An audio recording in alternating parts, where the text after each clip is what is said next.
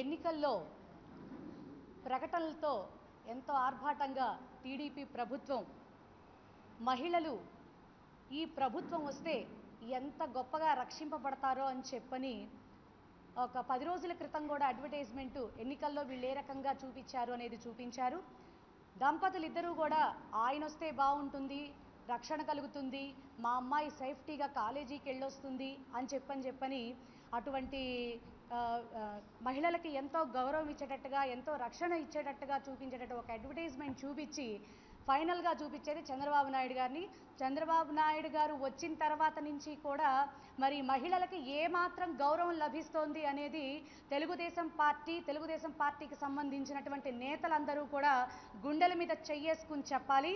మరి ఎమ్మెల్యే స్థాయి దగ్గర నుంచి ఒక ఈనాడు ప్రతిపక్ష కార్పొరేటర్ వరకు కూడా సాధారణ మహిళలకు సైతం కూడా గౌరవం ఇవ్వలేనటువంటి ఉచ్చం నీచం లేనటువంటి పరిస్థితుల్లో అగౌరవమైనటువంటి స్థితుల్లో ఈ తెలుగుదేశం పార్టీ ముందుకు నడుస్తూ ఉంది. నిన్నటికి నిన్న 59వ డివిజన్లో మరి ప్రతిపక్ష కార్పొరేటర్ అక్కడ గెలిచున్నారు. మరి అక్కడ ఇళ్ళు 2000 మంది అప్లై చేసుకుంటే కేవలం 480 మందికే రావడం ఏంటి, వెరిఫికేషన్స్ రావడం ఏంటి?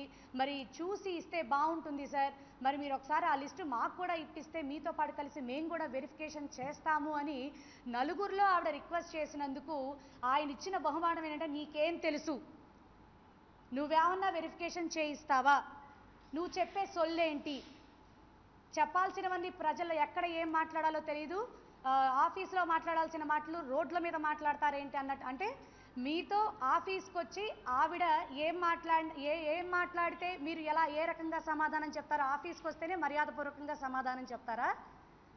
బయట నలుగురిలో సమాధానం చెప్పగల దమ్ము ధైర్యం మీ పార్టీకి మీకు లేదా? ఆవిడ ఏమని క్వశ్చన్ చేస్తే మీరు ఏమని సమాధానం చెప్తున్నారు? మీరు ఒక ప్రోటోకాల్ ఉన్నటువంటి వ్యక్తి, తోటి ప్రోటోకాల్ ఉన్నటువంటి వ్యక్తిని మీరు విజయవాడ నగర పరిధిలో ప్రజలందరి మధ్యలో మీరు అవమానం పాలు చేశారంటే మహిళలకి మీ యొక్క తెలుగుదేశం పార్టీ ఏ రకంగా గౌరవం ఇస్తోందనేది ఒక్కసారి మీ మనసులకి మీరు ఒక్కసారి క్వశ్చన్ వేసుకోవాలి.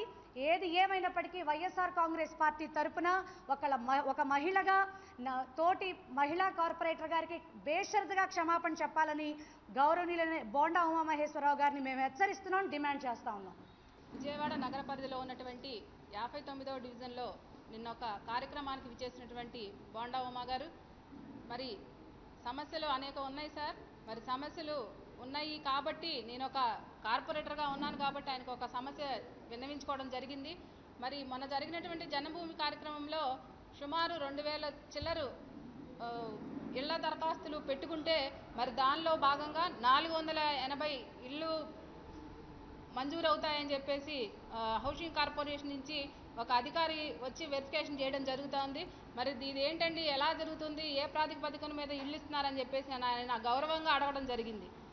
ఆ గౌరవంగా అడిగితే ఆయన చెప్పిన సమాధానం ఏంటంటే, మీకేం పని లేదు, నువ్వు వెరిఫికేషన్ చేయిస్తావా, ఎవరికి వచ్చినాయి అని చెప్పేసి నీకు తెలుసా అంటే ఇవాళ ప్రజలు ఒకటే చెప్తున్నారు, పచ్చ చొక్కాలు దొడుకున్న వాళ్ళకి పచ్చ చొక్కాల కార్యకర్తలకు మాత్రమే ఇళ్ళు వస్తున్నాయని చెప్పి నా దగ్గర డివిజన్లో ప్రజలు వాపోతున్నారు.